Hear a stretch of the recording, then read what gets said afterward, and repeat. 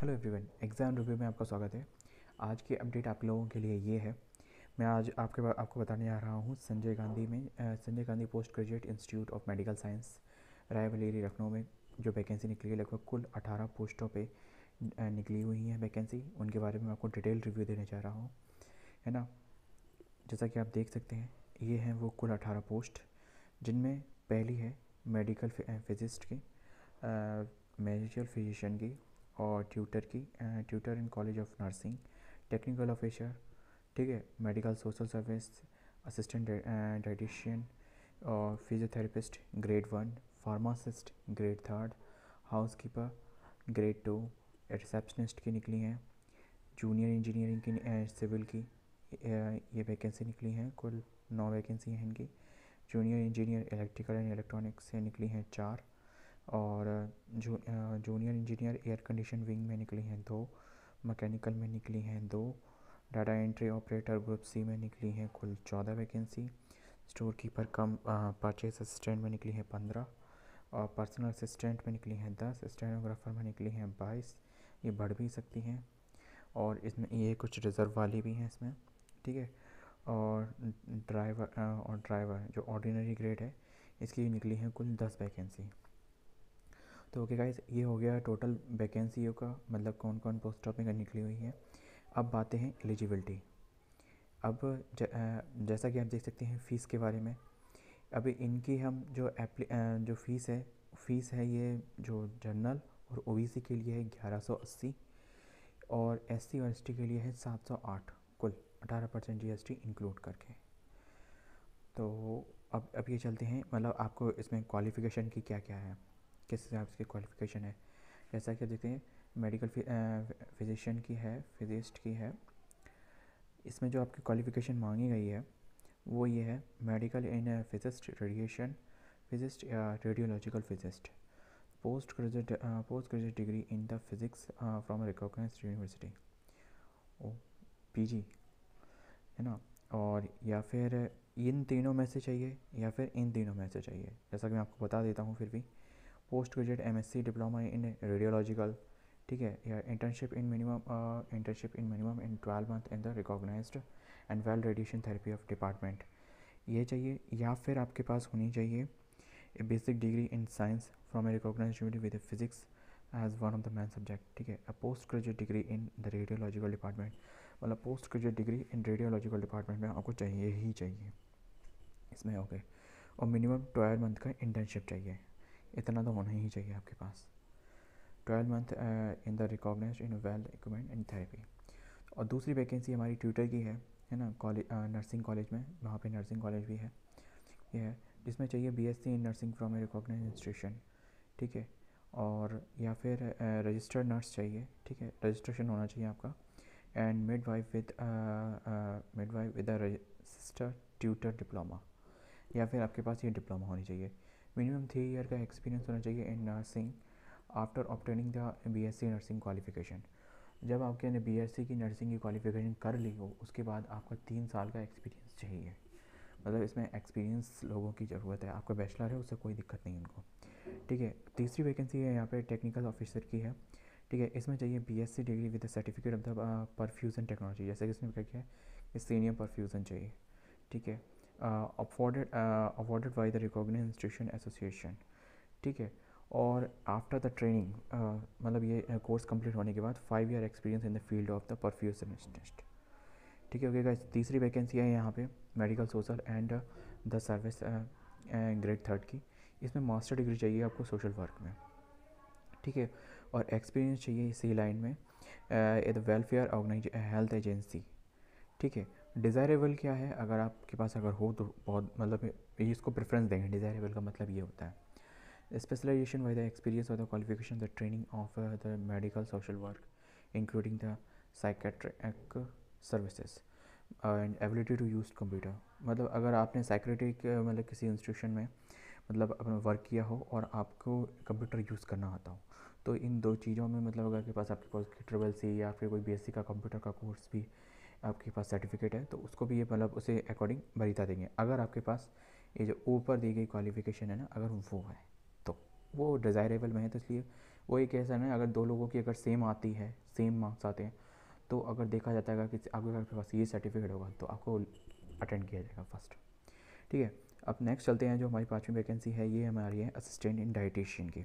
हमारी वीडियो बड़ी होती जा रही है तो मैं इसको जल्दी जल्दी फिनिश करने की कोशिश करता हूँ, है ना। अगर आपको समझ में आए, लेकिन कोई दिक्कत नहीं, आपको समझ में आना चाहिए। असिस्टेंट इन डाइटिशियन, ठीक है, MSc in food and nutrition from a recognised university, ठीक है। 2 साल का आपको एक्सपीरियंस चाहिए इन लार्ज टीचिंग हॉस्पिटल, मतलब किसी अपने हॉस्पिटल वगैरह में, हॉस्पिटल जैसे होते हैं, आपका अपने कानपुर में सुना होगा Rama hospital, Rama dental hospital है ना। तो वहाँ पे आपने मतलब इसलिए मतलब लेक्चर वगैरह दिए हो, या फिर आपने मतलब वहाँ पे इंटर्नशिप, या फिर जैसे नहीं हम लोग टीचिंग करते हैं, टीचिंग किया हो किसी भी कॉलेज में, ठीक है। द फिजियोथेरेपिस्ट ग्रेड 1, ठीक है। Intermediate with science with 3 year, intermediate में आपके पास साइंस होना चाहिए, and 3 year diploma in physiotherapy, मतलब आपका पास फिजियोथेरेपी का डिप्लोमा होना चाहिए with science with 3 year diploma in physiotherapy, ठीक है। ओके गाइस, अब चलते हैं नेक्स्ट पे। फार्मासिस्ट की ये ग्रेडिंग, इसमें डिप्लोमा मांगा गया है और 3 साल का एक्सपीरियंस मांगा गया है, वो भी उस हॉस्पिटल में जिसमें लगभग 200 से ज़्यादा बेड हो। अगर वहाँ आप काम करते हो, प्राइवेट में हो कहीं, है ना, तो आप इसमें भर सकते हो, ठीक है। ओके गाइस, दूसरी निकली है हाउस कीपर की ग्रेड 2 की, इसमें diploma in catering in hotel management में चाहिए, ठीक है, और 3 साल का एक्सपीरियंस है। मोस्ट ऑफ इसमें जितनी सारी वैकेंसी लगभग सभी में एक्सपीरियंस लोगों के लिए चाहिए, ठीक है। रिसेप्शनिस्ट, अब इसमें जैसे कि 2 साल का 3 साल का एक्सपीरियंस मांगा है ना। अब ये चले रिसेप्शनिस्ट में, graduate with higher secondary class में marks 50% and 55% with one of the following subjects, मतलब आपके मतलब ग्रेजुएशन में ये इनमें से कोई आपका सब्जेक्ट होना ही चाहिए, ठीक है। Social work, sociology, psychology, diploma in journalism, mass communication, public relation, XYZ, इसमें चाहे कोई भी हो चलेगा, ठीक है। जूनियर इंजीनियरिंग सिविल, ठीक है, सिविल में जूनियर इंजीनियर की जो वैकेंसी निकली है ये है first class diploma in civil engineering, मतलब डिप्लोमा होल्डर के लिए वरीता है विद, इसमें क्योंकि डिग्री दी नहीं गई तो इसमें ये केवल डिप्लोमा के लिए ही है, तो 2 साल का एक्सपीरियंस चाहिए आपके काम का। इलेक्ट्रिकल के लिए है same diploma in electrical Indian, ठीक है, इन फर्स्ट डिवीज़न, ठीक है, with 2 year experience in first line in the line, ठीक है। एयर कंडीशनिंग में 3 ईयर का डिप्लोमा इन मैकेनिकल इंजीनियरिंग, ठीक है। Specialised with the course of the refrigeration and the ECTC arrival experience in this line, ठीक है। तीसरा next vacancy है जूनियर इंजीनियरिंग मैकेनिकल की, diploma in engineer and 2 year का आपके पास एक्सपीरियंस होना चाहिए। उसमें जो एयर कंडीशनिंग विंग है ना, मतलब उसमें जैसे कि आपको रेफ्रिजरेटर वगैरह की मतलब कैसे मतलब कोई दिक्कत हो तो उसको एक तरीके से मेंटेनेंस के लिए ये चीज़ रखेगा, यहाँ बढ़िया है, ठीक है। और AC वगैरह के लिए, ठीक है। और डेटा एंट्री ऑपरेटर में ये ग्रेजुएट चाहिए इन्हें, प्रेफरली विद मैथ्स, मतलब आपके पास ये सब्जेक्ट होना चाहिए, plus diploma in O level plus 1 year experience. आपके पास O लेवल का डिप्लोमा होना चाहिए और 1 ईयर का एक्सपीरियंस होना चाहिए इस काम से रिलेटेड, ठीक है। इसमें मतलब आपका मैथ, फिजिक्स, स्टैटिक्स, मतलब ये अगर आपके सब्जेक्ट्स होंगे ग्रेजुएशन में तो आपको कंसिडर किया जाएगा, ठीक है। स्टोर कीपर कम परचेज असिस्टेंट, इसमें क्या है, इसमें आपको ग्रेजुएट चाहिए, साइंस या कॉमर्स से चलेगा, diploma in the material management and 2 year science oblique या commerce with diploma in the material in the management of the 2 year duration and 2 year experience of the stores and knowledge of the computer. आपके पास इस काम का 2 साल का मतलब management करने का नॉलेज और कंप्यूटर की नॉलेज होनी चाहिए, स्टोर मैनेजमेंट करने का, ठीक है। पर्सनल असिस्टेंट PA के लिए इसमें क्या मांगेंगे qualification, graduate and 55% with 80 word पर minute in Hindi and stenographer 40 word पर मिनट पर 35 वर्ड पर minute in English and Hindi typing, मतलब आपकी 80 या 45 के लड़ गई, 40 या 35 ये चलेगा हिंदी और इंग्लिश में, ठीक है। और स्टेनोग्राफर ये आपको मतलब क्वालिफिकेशन चाहिए आपको इतनी, ग्रेजुएट चलेगा। और एक सेकेंड नीचे क्या दिया गया है, computer knowledge and application with 3 year experience in absence of the candidate with the bilingual stenographer, the candidate with the English stenographer may be considered eligible। अगर आपको हिंदी की नहीं आती है तो कोई दिक्कत नहीं है, ये इंग्लिश की अगर आपको आती होगी तो उसको कंसीडर करेंगे फर्स्ट, तो उसको भी कंसीडर कर लेंगे। तो ओके गाइस, अगर आपको हिंदी की नहीं आती तो कोई टेंशन लेने की बात नहीं है, आप इसमें भर सकते हो, ठीक है। अब ये है स्टेनोग्राफर में इसमें क्या निकली है वैकेंसी, इसमें है वो ये सेम है जैसे ऊपर है, ग्रेजुएट चाहिए 55% मिनिमम, ठीक है। ये और स्पीड विद 80 वर्ड पर minute in Hindi and English दोनों में, किसी में भी दोनों में, ठीक है। एंड स्टेनोग्राफर एंड 40/35 वर्ड पर मिनट, मतलब 40 इंग्लिश में और 35 हिंदी में typing. And the knowledge in the application, ठीक है, computer application in the absence of the candidate with a bilingual, वही है सेम। अगर हिंदी नहीं आती है ना, तो इंग्लिश कंसीडर करेंगे, ठीक है। इंग्लिश आती है तो दैट्स प्रेफर। ड्राइवर के लिए ऑर्डिनरी ग्रेड रहेगा जो पेइंग स्केल है, और valid driving licence for the driving heavy vehicles, ठीक है। मतलब जो हैवी व्हीकल वाला एक होता है, एक मतलब जो नॉर्मल व्हीकल के लिए, एक हैवी व्हीकल के लिए। तो इसके लिए कह रही है हैवी व्हीकल चलाने का आपके पास ड्राइविंग लाइसेंस होना चाहिए, ठीक है। The knowledge of the motor and mechanics, ठीक है, और 3 साल का आपका एक्सपीरियंस होना चाहिए ड्राइविंग का, ठीक है। डिज़ायरेबल है अगर इनके पास अगर 8th पास होंगे and 3 year services as a home guard and civil volunteer.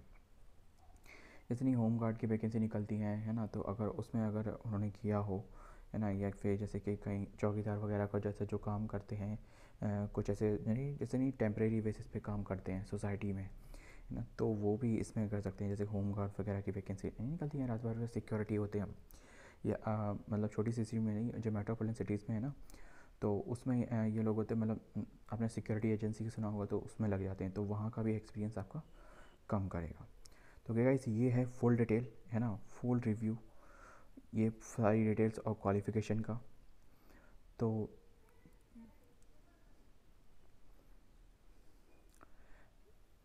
ये देख लीजिए, ये चीज़ आपके लिए बहुत इंपॉर्टेंट है कि जैसे कि देखिए the paying online at the link giving the appropriate price, ठीक है। द ग्रुप बी एंड सी के लिए 1000 एंड 600 फॉर रिजर्व, मतलब 1000, मतलब ये है, ये जनरल और ओबीसी के लिए होगा 1000, ठीक है, ग्रुप बी और ग्रुप सी की पोस्ट के लिए। और रिज़र्व कैंडिडेट के लिए, मतलब एससी और एसटी के लिए 600, ठीक है।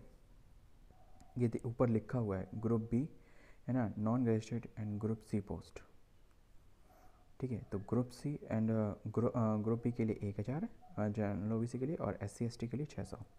ग्रुप डी के लिए जैसे अभी आपने देखा था ड्राइवर की वैकेंसी है ना, अगर जो स्वीपर की वैकेंसी होती है तो उसमें है, तो उसके लिए है 500, मतलब 500 है जनरल और ओबीसी के लिए, और मतलब 300 है एससी और एसटी के लिए।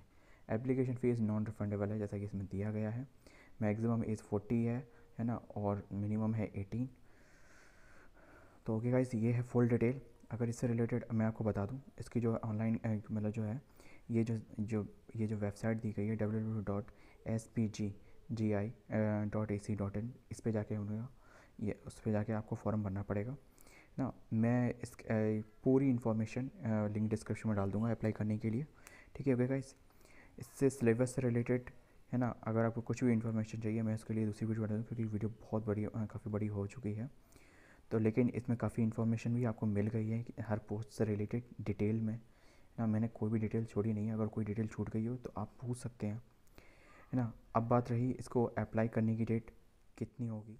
25/1/2022, मतलब 25 जनवरी जो भी निकल चुकी है, उसी से इसकी एप्लीकेशन डेट स्टार्ट हो चुकी है, और जो लास्ट डेट है इसकी है 14 फरवरी। तो कैसे जल्द से जल्द इसको भर दीजिए। अगर आपको इसको फॉर्म भरने में कोई दिक्कत आ रही हो तो आप कमेंट बॉक्स में, या फिर पोस्ट से रिलेटेड आपको कोई भी क्वेरी हो तो आप कमेंट बॉक्स में पूछ सकते हैं। तो ओके गाइस, अगर वीडियो अच्छी लगी तो वीडियो को लाइक और चैनल को सब्सक्राइब करना भूलें। और इसमें कुल 18 पोस्ट हैं। कोई ना कोई आपके भाई बंधु स्पोर्ट्स से रिलेटेड एआई पोस्ट के मतलब एलिजिबल होगा, जो उसकी क्वालिफिकेशन मैच कर रही होगी, तो प्लीज़ आप उसको ये वीडियो ज़रूर शेयर कीजिए। Okay guys, thank you.